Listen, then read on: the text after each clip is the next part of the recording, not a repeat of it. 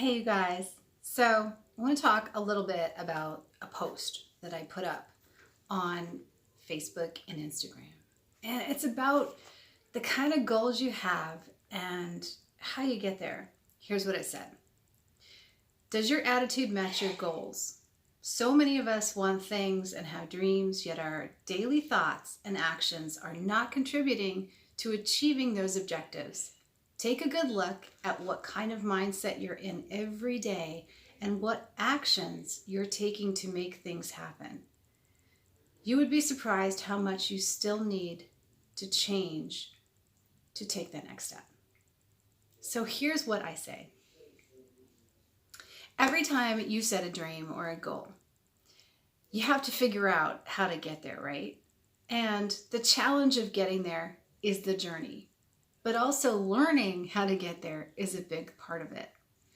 And allowing yourself to make mistakes. I mean, if you don't allow yourself that ability to make mistakes, or you're fearful that somebody's going to judge you as a result of you trying something and making a mistake and then getting over it, you're not going to do well. You're not going to succeed because you can't be afraid. You can't lead with fear.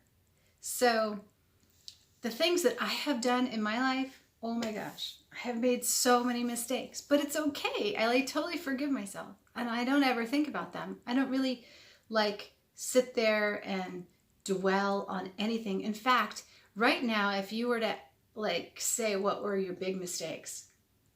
I don't even remember what they are.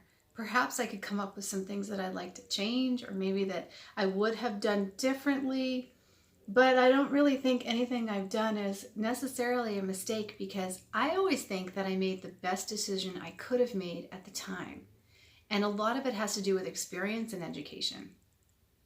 So the next time you're trying to figure out, how am I going to reach this goal? And if I set this goal, is my fear going to hold me back? Because maybe I want to start a YouTube channel, but I'm afraid what people will think, or they won't like the videos at first, but I can't get better at videos until I actually do them. I mean, just dive in and just figure it out as you go. That's the best thing to do, because you can't think your way into perfection. Literally, a lot of creativity has to happen in the process, right? As an artist, you have to start creating. You can't just learn and prepare your whole entire life for that one piece of artwork to get started. You have to just do it. I watch a lot of people on live streams, and they build their audience by their struggle. Literally, they just started one day and they just started live streaming. And honestly, it's the most freeing experience, because once you live stream, you now realize that there's not really that much fear. You can't always delete it if you hate it, but you start to share things with people and you realize it's not so scary. You realize that you now have become a point of inspiration for someone else who is afraid. And the fact that you made that jump and that commitment and you focused on that, you've actually brought somebody else into the clear. And that feels really, really good, because when you push yourself forward, you've also helped other people see their fears are not really that scary. I've always said, whenever there was a fear in my head, let's just go at it, because the minute you get it over with, all of a sudden it's not so scary. But if I sit there and anticipate it forever, it's really frightening. And it's this anxiety can build up in your head, right? As a result of your fears. You don't want that to happen. So don't hold back and just go for it. Now, as far as being unique, yeah, we all have something. We all have something we do that's unique. Maybe there's something that you have listened to or grown up with, or an influence in your life that has really inspired you. And maybe that's a beginning point, but you're not going to end up a copy if you learn your task and you strive to do it better, and you strive to put your own energy and your own thoughts and your own feelings into what you're doing.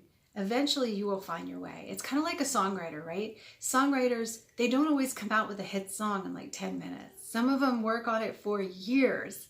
Some people just never finish writing a song, and they've got years and years of different things that they've gone through. And then finally, maybe they get a co-writer and they sit there and they try and focus and get a song together.